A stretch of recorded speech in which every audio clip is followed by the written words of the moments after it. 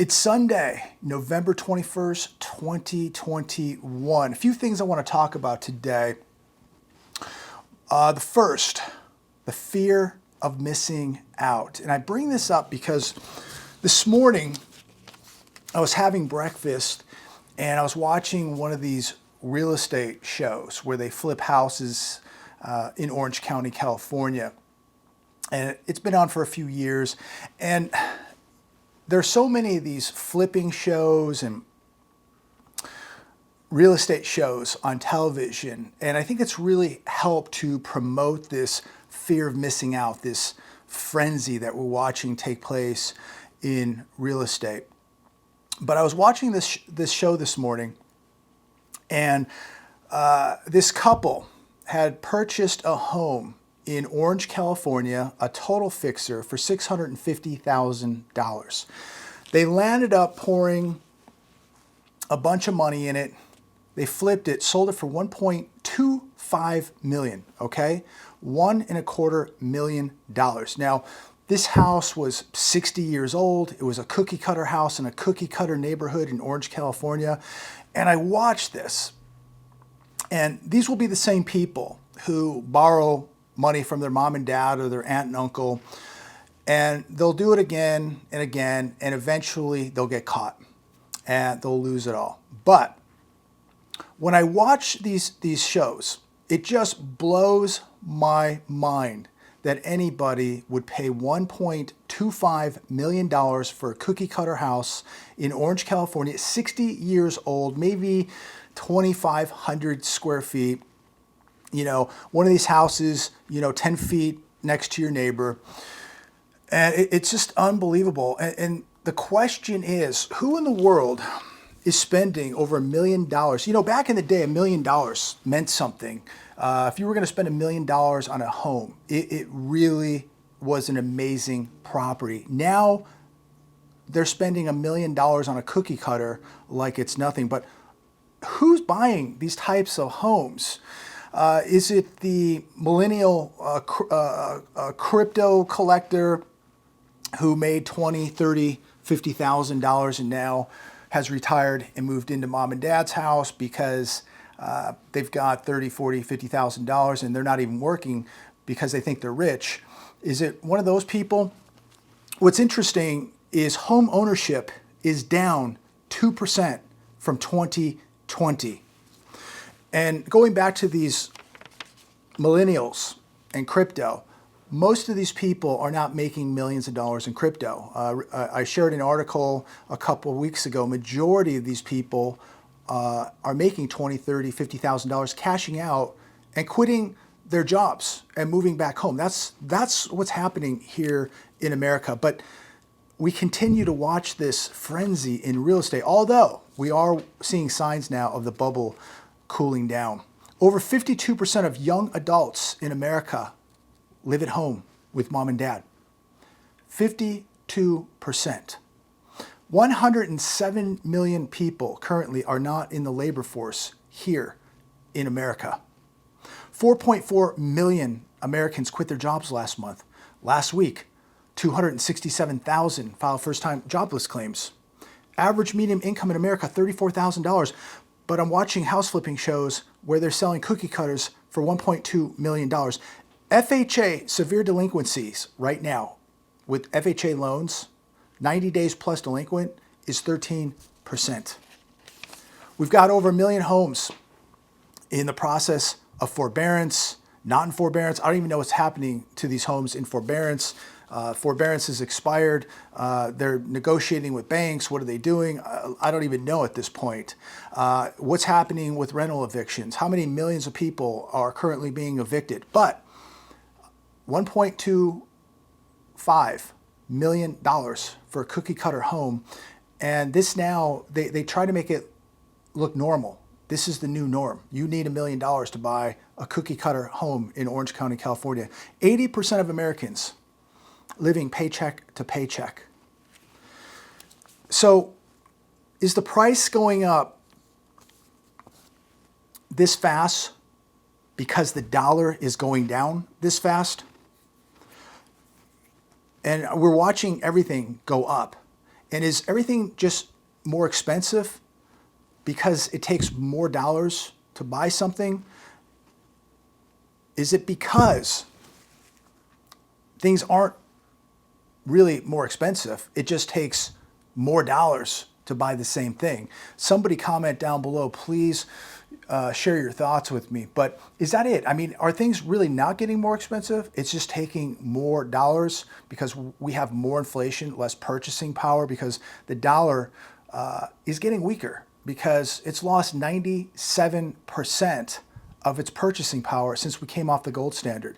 So it's just taking more dollars to buy the same thing as with gold. Gold's at what, $1,856 today. Gold hasn't changed. It just takes more dollars to buy the same gold.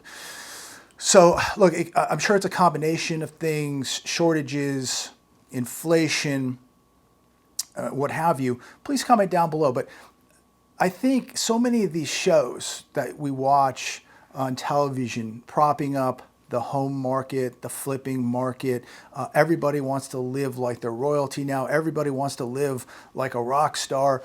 And most people, according to the data I'm reading, cannot afford this. Is it institutional money that's been flooding into the market? I'm sure it's a variety of things.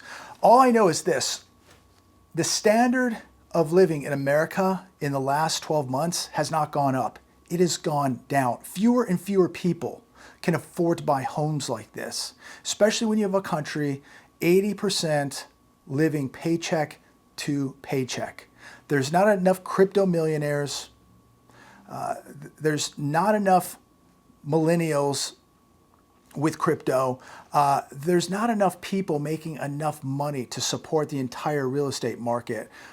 We have now, I think, watched people overextend themselves. They got suckered and duped into a feeding frenzy. They have got more debt than they know what to do with. And when this market begins to really unravel, these people are going to be absolutely massacred financially. If you think the 2008 housing crash was something, wait till you see what is coming. These people, again, so many people living beyond their means. A spouse loses a job, they lose a job, 2-3 paychecks, and they're in big trouble. They're in very, very big trouble. And banks are still lending money. And when do we learn a lesson here, ladies and gentlemen? When do we learn a lesson? People don't look at the price of the house, they look at the monthly payment. Same thing with an automobile. It doesn't matter that that F-350 is 120 grand. What's the payment? It doesn't matter that the house is $1 million. What's the payment? If I can make the payment and there's no emergencies, it'll be just fine. But you know what? We're going to see major emergencies in this economy, ladies and gentlemen. People are going to learn a lesson, and we're going to find the true valuation, the true price of these assets: silver, gold, stocks, bonds, real estate, etc. Because we need things to crash. They're going to crash. And when we do, it's going to shake out all the dead branches and leaves. And we're going to find out the real valuations, the real prices of these assets. And we're long overdue, because I'm going to tell you, there is not a 60-year-old house in Orange, California worth $1.2 million. Just not. And people now, they've been drinking the Kool-Aid so long, and they can justify reasons upon reasons of why, oh yeah, this house is worth $1.2 million. It is not. This is absolutely fear of missing out, a frenzy, a massive bubble, and so many people have been duped and suckered into it. Watching these television shows, listening to countless real estate agents telling you better buy now because things are going to be twice as expensive next year in the housing market, but they never tell you the chance of a crash. It was not that long ago, back in 2008, when we saw a massive crash, and that crash would have been a lot worse if the government didn't step in with trillions of dollars to stop the hemorrhaging, okay? It's going to be different this time, ladies and gentlemen. It is going to be much different, so beware, beware. Article today on The Hedge: the fear of missing out rises as investors push risk bets. Again, this fear of missing out in the stock market, in cryptos, in real estate. I've never seen so many bubbles. I've never seen bubbles this big. And there is going to be a huge consequence for all of these bubbles, all this manipulation, all of this feeding frenzy that's been allowed to go on. If things are so good, how come everybody's quitting their jobs? If things are so good, how come the shelves are empty? If things are so good, how come we're at 0% interest rates? I mean, things are not that good, ladies and gentlemen. The world has never been less prepared or less equipped to deal with a possible outbreak of inflation. That is 100% true, ladies and gentlemen. We are so ill-equipped and unprepared to deal with what is coming. But people can't stop spending. The answer is to continue this machine, to keep spending, continue creating massive debt, massive deficits, kicking the can down the road. We are getting very close to the end of the road, ladies and gentlemen. Over the past decade, the Fed's monetary policy trained investors to take on increasing levels of risk. Each crack in the financial foundation got met with more monetary injections. The Fed is dependent on market participants believing in this idea. Every time there's a little hiccup, what's the Fed do? The Fed comes in and unloads a bunch of cash. Digits on a screen, it does whatever it has to do. Drop interest rates to zero. It is going to do and has done whatever it could do to keep these markets moving along. The entirety of the financial ecosystem is more heavily levered than ever. The instability of stability is the most significant risk. If interest rates rise, the Fed tightens monetary policy, or the economic recovery falters. The seeds for the next financial crisis have already been sown, ladies and gentlemen. Enjoy the good times. Enjoy the good times, because we're getting very close to watching historic events unfold. Another article today on The Hedge, it's titled, U.S. Inflation, Which Categories Have Been Hit Hardest? This is the 12-month change. Beef up 24%. Hotels, motels up 26%. Gasoline up 51%. You know, it's amazing. I'm driving down I-10 last night out here in the desert, and it's just amazing how many cars are out. How many people are paying $5 and $6 a gallon for gasoline here in California and driving around. Laundry equipment up 15%. Natural gas up 28%. Used cars 26%. Bacon 20%. Vehicle rentals up 39%. You know, the empty shelves, the massive price increases, this is the outcome of money printing and not making stuff.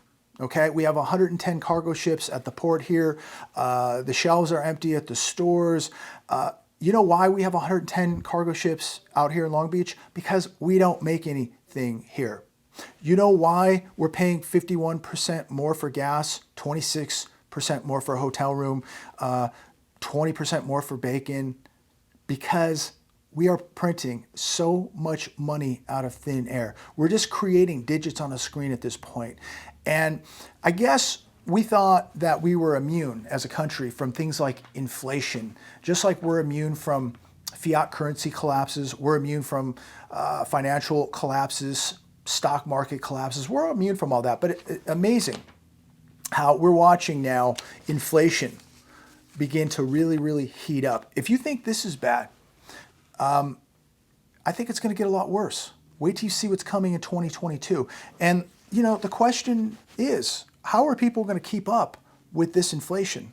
Again, this is why I believe they are going to be forced to raise interest rates, because this inflation continues to get out of control month after month after month. We cannot continue to go another 2-3 months with inflation rising just 1% a month. This is really getting out of hand. And when you take into account the real inflation being around 15%, people are having a very, very difficult time now just living day to day. And I don't know how much longer people are going to afford to be able to pay for these type of prices at the grocery store, at the pump. I don't know. I don't know how people are doing it at this point, and it's only going to get worse. But again, this is the outcome, ladies and gentlemen, of money printing. This is the outcome of not manufacturing, not making stuff, okay? This is the outcome of not having real jobs, manufacturing jobs here in America, real blue collar manufacturing jobs where somebody can make $60, $70, $80,000 a year and pay their bills, okay? And get 40 hours a week plus overtime. The jobs today, oh wow, $15 an hour. That's wonderful, but you're gonna get 18 hours a week, no benefits, no overtime, okay? And inflation is eating your paycheck up alive. Another article today, and I want to close with this one. Illinois pension shortfall surpasses $500 billion. Average debt burden now $110,000 per household. And you have to ask yourself, how safe is your pension? I mean, look at what is going on in this economy right now. How safe is your pension? And this is why it's imperative that you are preparing for yourself, that you are self-reliant, not reliant on a pension, not reliant on a retirement, because you cannot guarantee that it's going to be there 5 or 10 years from now. At the rate things are going, who knows what's going to happen a year from now. Already cutting Social Security. If they're going to cut Social Security in 2034, they can cut your pension, okay? So maybe your pension will be there, but what if it's only paying 50%? 75%, 25%. What if your pension evaporates? This is the real world, ladies and gentlemen, and there's going to be casualties, including pensions, because of what's happening. The shortfall jumped $100 billion from 2019, largely due to the drop in interest rates regarding the Illinois pensions. The growth of retirement debts to $500 billion is yet another grim reminder of how lawmakers refuse to address the pension crisis. That they never, ever take responsibility. No one stops spending. And this is why we're going to continue to see more financial crisis in America, including pension crisis. And these pensions, so invested in these manipulated markets that are overvalued and overcooked. Illinois now has the worst in nation credit rating, second highest property taxes, nation's 5th worst decline in real home values. If I could give anybody any advice today, if you live in the state of Illinois, you need to get out, and you need to get out quick. And I know that there's people that can't get out at this point, but if you can get out, I highly advise that you get out, because this state, the state of Illinois, is done. Illinois state level pensions are just 39% funded. Now, this is one of the worst states, the worst. But there are other states, ladies and gentlemen, that are following the same direction of Illinois. You know who is on the hook for all this, ladies and gentlemen? It's the people of Illinois. They're going to be the ones. The taxpayer will be the ones on the hook. Second highest property taxes.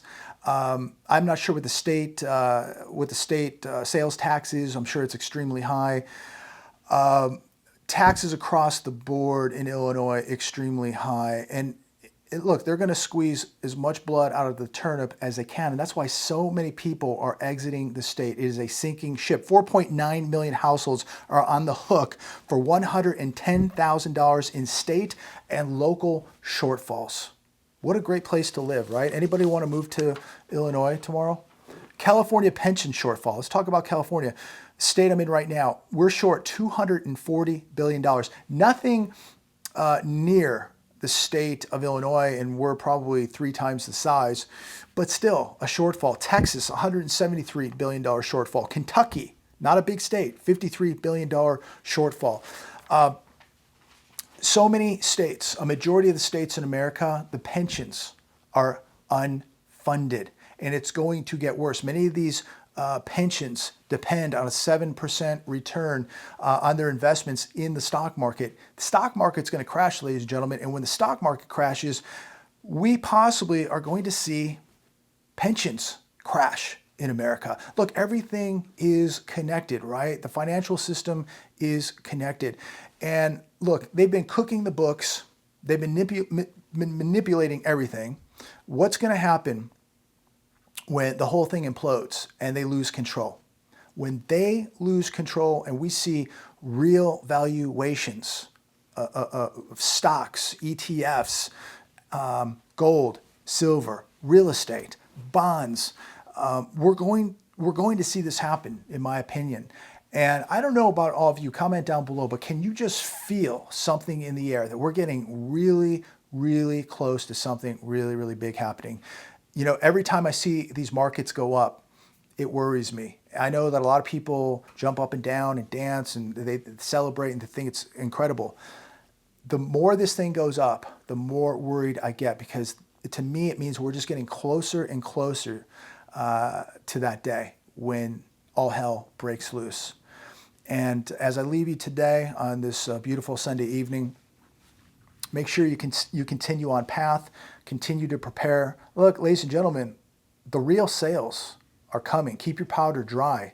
Get your debts paid off. Put yourself in a really good position, because there are going to be some incredible sales and opportunity coming.